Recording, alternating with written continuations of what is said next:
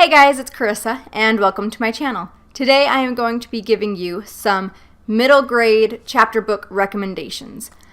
These books are all books that I read when I was anywhere between like 4th and 8th or 9th grade.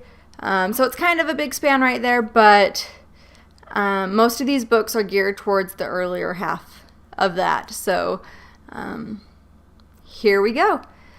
Alright, so the first book I'm going to recommend is actually an author. This author is Rinaldi, and she writes historical fiction.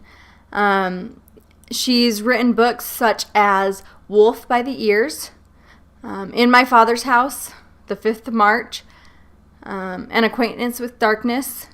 Those are just some of the books that I read. I remember going to my local library and going straight back to the R section where her books were, and just trying to see what was there for that week and what was brought back so I could check it out. I just really loved her books.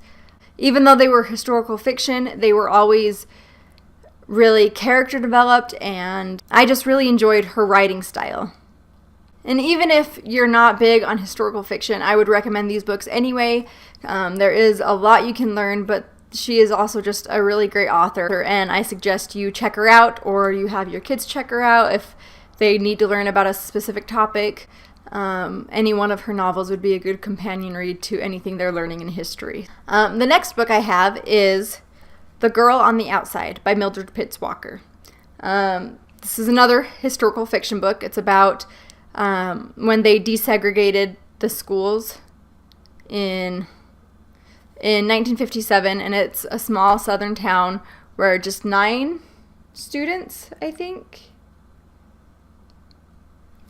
just 9 black students are integrated into a white school. And this novel is a dual perspective. It has the perspective of a white female student and of a black female student. And I really enjoyed this book. It was one of my favorites. I don't know what it was about historical fiction when I was younger, but I apparently loved it in junior high or middle school. The next book I'm going to recommend is A Series of Unfortunate Events by Lemony Snicket.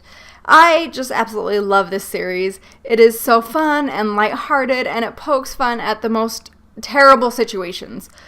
The narrator in the story is unbelievably dry, but super entertaining. I think there are 11 books in this series, maybe 13. I'm not quite sure. I should check that out. But I have read them all, and I loved them all. The main characters keep getting put in more and more worse situations. It takes you on a fun, miserable journey, and it's just a great series. You should check it out. The next series I want to talk about is the Percy Jackson series, Percy Jackson and the Olympians by Riordan. These are just really fun, entertaining books about Greek gods. All the characters in here are really unique and diverse. It's so fun to read their adventures as demigods, or they have one parent who is a Greek god and then one human parent. And they get into all these crazy situations and have to do these crazy quests for the gods. And it's just a fun ride. I really enjoy Rick Riordan's writing. I read most of his other books about mythology. Percy Jackson and the Olympians is about the Greek gods.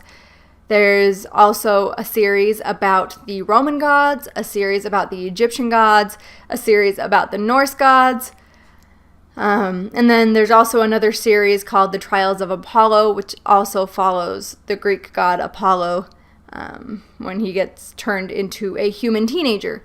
So if you or your child are interested in any of that, these are just great, fun reads. The next series is the Harry Potter series, of course. I mean, it's Harry freaking Potter. Who doesn't love these books? These books are great and amazing, and I have to recommend them to everybody who will listen. I definitely grew up reading these books. They came out when I was just around 11 or 12 years old, and as each new book came out, I was the next year older, and so I really love this series. I felt like I got to grow with the characters, and so that's always fun. And I mean, it's about magic and wizarding and a boy named Harry Potter. You gotta love him, right? So the last book I'm going to recommend is one of my all-time favorite books, and that is The Giver by Lois Lowry. Now, yes, this book is very beaten up.